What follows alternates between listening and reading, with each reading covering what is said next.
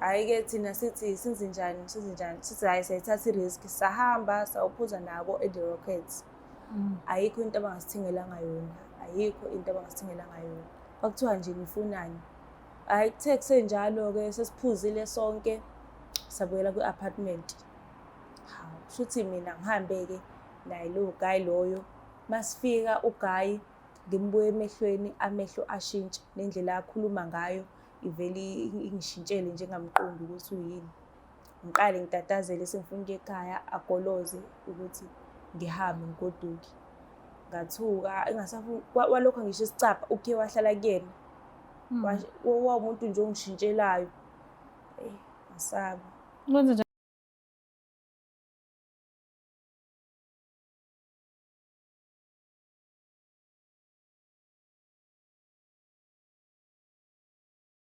Ngiyanibingelela nakubabukeli be-Black Life TV, uhlelo sibiza ngokuthi igameko zempilo. So sisivakashela namhlanje uzosichazela ukuthi bamgila ngani. Sabona njani? Ngiyaphila njani? Ngiyaphila nami. Ngicela igama nesibongo nala ubuya khona. Igama lami nginguzama wakunene, ngiphuma eMlazi ka-A. Oh okay. Bakugila ngani, kwenzakalani? Mangi-celebrate i-birthday yami nabangani bami, sa-decide ukuthi siya e-Oceans Mall eBlack because kwakune-special. Then asinama-iPhone vele sisebenzisa ama-Android, ezwazi nawe ukuthi esikhathini samanje siphilela i-content. Then sikwathi kusanjalo kusakhona abanye sibalindile sasesaba u-3. Sahamba saya ebridgini ezansi sithi siyoyipholela, kanti sohlangana nomuntu ophethe i-iPhone wesilisa. Simcela ukuthi sicela sishuthise ngesiZulu, athi isiZulu akasi-understand. Then umuntu asinike ifoni ashuthise, sithe kusenjalo umngani wami athathe ifoni bashuthane bodwa, mina ngisale nalo muntu angibuza igama, asho ukuthi yena-ke nowala uhlala eDubai, uze la for i-vacation. Athi thina sibhizi ngani njengamanje, nathi sisho ukuthi asibhizi ngalutho khona sisabalindile. Athi singathanda yini ukuthi sinyuke naye sikwi-apartment yakhe siyombona, uhleli yedwa ubhorekile, uyosinika noma yini. Hhayi-ke nathi ngoba sowuthathekile Nkosi yami, sihambe naye. Mind you lo muntu lo asimazi, siqala ukumbona, sihambe noGuy ahambe phambili thina sihambe ngemuva. Awu mesihamba sifike phezulu. Masifika phezulu kwi-floor la sikangena erumini. Then masifika sibuzane sokuthi uthi hayibo sihamba ngempela nomuntu esingamazi, sibe nokuyingabaza kodwa futhi sihambeni. Hhayi sihambe noGuy singene. Masivula endlini, methi uthi uyasivuleni isicabha, hawu baningi akayedwa. Sixakeke-ke thina uthi hawu kanjani ngoba lo muntu uthe uyedwa. Simbuze athi asikhululeke ubhuti bakhe laba. Hhayi sime emnyango nabo basibingelele ngesiZulu, ubone ukuthi bahluleke ukusisho. Hhayi singene sihambeni sekwi-balcony, sihlale sibawu-3 naye uGuy lo. Then bathe laba besathatha ifoni abawu-2 abangani bami, besathatha ifoni besashutha kwi-balcony. uGuy ahlale nami eceleni athi ngimuhle, ngiyamchaza, ubecela ukuthi ngibe umuntu wakhe. Ngathi hawu kanjani ngoba yena phela-ke nowala wathi akanankinga nokuthenga umuzi. Ngambuza ukuthi unangaki, wathi una-24 years. Kanjani? Ngathi wenzani empilweni? Wathi akayilutho, ubhuti wakhe uyi-rapper, abazali bakhe ba-rich. Hhayi-ke bafone laba abanye bathi sebefikile ezansi, sekumele sihambe-ke.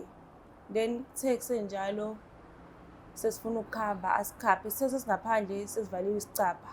Athi yena unemoto, ucela ukusikhombisa imoto yakhe, asivezele isithombe. Hhayi nathi sithi hhayi sicela ukuyibona bhuti imoto yakho nangempela. Ahamba uthathe ukhiye sihambeni.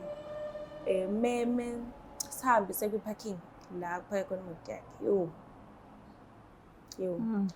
Then asikhombise kwakuyi-G-Wagon, i-Ferrari, i-Lambo, i-BMW R8. Then sathatha iy'thombe sashutha for i-content. Ngayo ifoni yakhe ubhuti for i-content. Hhayi-ke ubhuti abhizi equbulana nami, ngimtshela ukuthi mina no angithandi utshwala nabantu aba-rich. Athi yena ngekho rich, u-rich kid. Hhayi-ke athi sobuya nini, simtshele ukuthi thina masiphuma la siyagoduka cause emakhaya siyathithiswa masibuya late futhi asiphumi ebusuku. Athi hhayi ayikho inkinga, ucela ukuthi athathe imoto ahambe nathi uzosishiya phakathi e-Ocean Mall.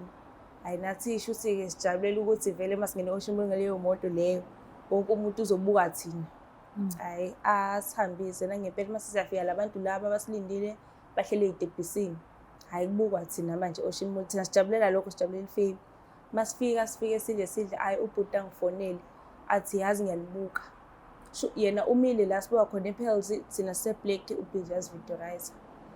Hhayi-ke thina sithi senzenjani, sithi hhayi siyayithatha i-risk, sahamba sawuphuza nabo e-The Rockets. Ayikho into abangasithengelanga yona, ayikho into abangasithengelanga yona. Kwakuthiwa nje nifunani. Hhayi kuthe kusenjalo-ke sesiphuzile sonke sabuyela kwi-apartment. Hawu shuthi mina ngihambe-ke naye lowo guy loyo.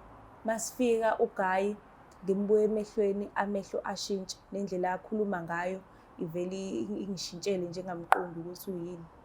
Ngiqale ngitatazele sengifuna ukuya ekhaya, agoloze ukuthi ngihambe ngigoduke. Ngathuka engasafuni walokho ngisho isicapha ukhe wahlala kuyena. Wawumuntu nje ongishintshelayo. Ngasaba. Kwenze njani? Ngasaba phela because ngangitshela ukuthi mhlampe womunye walabantu laba abantshontsha iy'ngane. Phela lo muntu akena ngisho wala eSouth Africa, nami ngangisaba. Wakha isicapha, amehlo ashintsha. Kwabheda nje. Ukwaphuma kanjani? Mina. Salala. Sathi sesilele, leqa. Ngaphuma ngemuthi. Yo. So ulimalanga lapho? Ngalimala kancane la Ethangeni. Because iwindi laliney'nsimbi.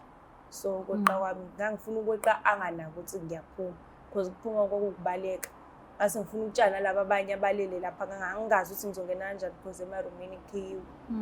Ngavele nje ngahamba ngedwa and enye into eyangishaya angikwazanga ukuthi ngehle because ePearls mawuphuma eliftini kumele ufake i-print or ileli khadi lawo elimnyama. Nhlanhla leyo ngahlangana nomuntu osebenza lapha, ngafike ngamchazela isimo sami. Naye wangibona ukuthi nganginjani isimo sengihefuzela. Then wangikhipha ngemali. Ngasizwa yilokho. So ungathini kumuntu ongenzeka ukuthi uyathanda ubumnandi but akanayo imali yokuzenzela yena izinto and ey'ndaweni ey'njalo sekukhona vele obhuti abenzela nayo yonke into kodwa uthola ukuthi kunobungozi? Ngingathi kumuntu othanda izinto akalinde isikhathi. Uma ukuthi uyayithanda izinto angahlala nabo kodwa angavumi ukugoduka nomuntu angamazi. Usupholile kodwa enhlizweni? Ya kodwa kusakhona ukusaba because iy'ndawo zokuphuza angisayihambi. Uma ngihamba sekuba ukuthi ngiphethe imali yami ethengeni. Yebo ukuyithengela, ngifuna ukuthengela omunye umuntu. Ngiyabonga kakhulu isikhathi sakho. Ukhulume nje okusenhlizweni, ngiyathemba ukuthi ekuhambeni kwesikhathi uzophola nje ungabe savuka kabusha ngelinye ilanga. Ngiyabonga. Mbuke lapha ekhaya nizwelile nokuthi kuhambe kanjani nalobungozi obukhona ey'ndaweni zokucisha ukoma, kodwa-ke uzothengelwa. Abantu basuke beney'nhloso ey'ningi kabi uma ngabe kuthiwa bey'ndaweni zokucisha ukoma because bayazi ukuthi kufike kwenziweni lapha phambili. So akuyena yedwa usisi, I'm sure baningi asebegilekile and I'm sure baningi abasazogileka ngenxa yokuthanda utshalo bokuthengelwa. Ngiyacela ukuthi ungakhohlwa usubscribe, like, ushare, ngiyithanda kakhulu. Bye. It's the Black Life TV.